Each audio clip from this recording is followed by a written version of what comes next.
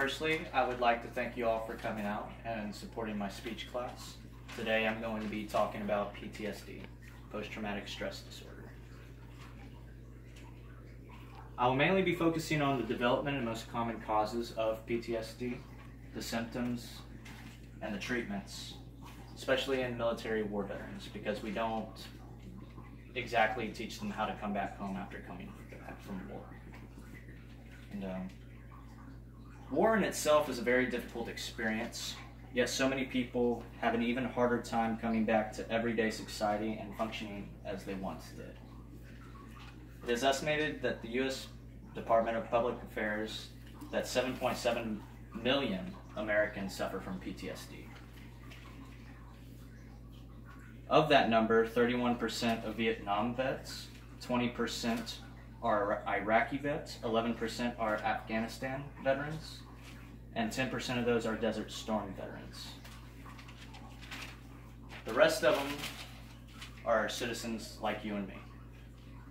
And the subject is very near and dear to my heart. My great-grandfather, who died of 95, had PTSD, and he had nightmares till the day he died. He had PTSD since he was 15 years old after being enlisted in the military for World War II. PTSD, it develops in several forms. The most common form is physical harm, which can mean being shot, car wreck, or it can be caused by a traumatic experience or helplessness. This usually is seen when watching others around you are being harmed, or worse, killed. Or another symptom is losing somebody close to you, like a comrade in this case, right? And lastly, TBI, which is a traumatic brain injury. And traumatic brain injuries can occur through many different reasons. In the military, it's most commonly an explosive of some sort, which can be a grenade or a landmine that causes shrapnel to damage the brain somehow, or it can even come from a car accident that causes a concussion.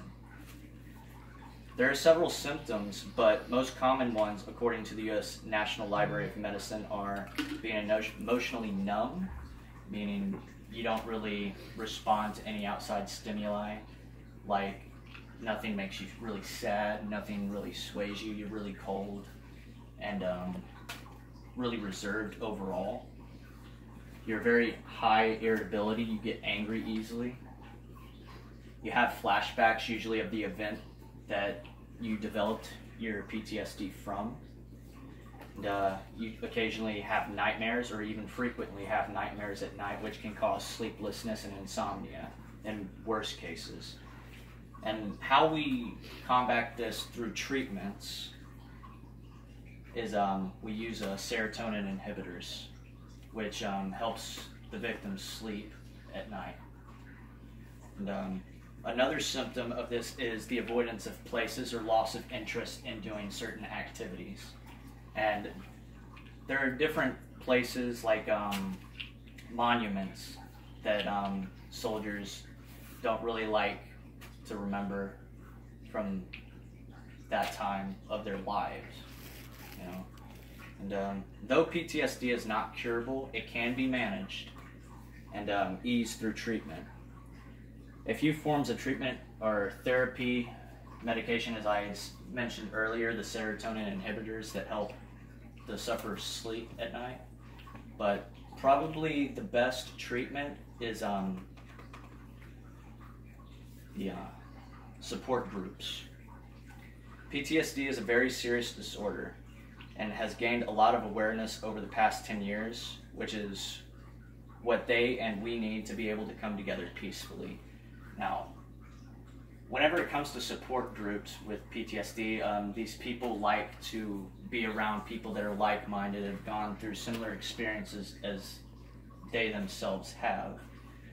And it helps ease their conscience, it helps connect them to something, and it helps ground them mentally. Now, the best thing that we can offer is some kind of recognition for the people that suffer from these, and try not to judge them so much. All right. Thank you all again for coming out, and thank you for listening to my speech.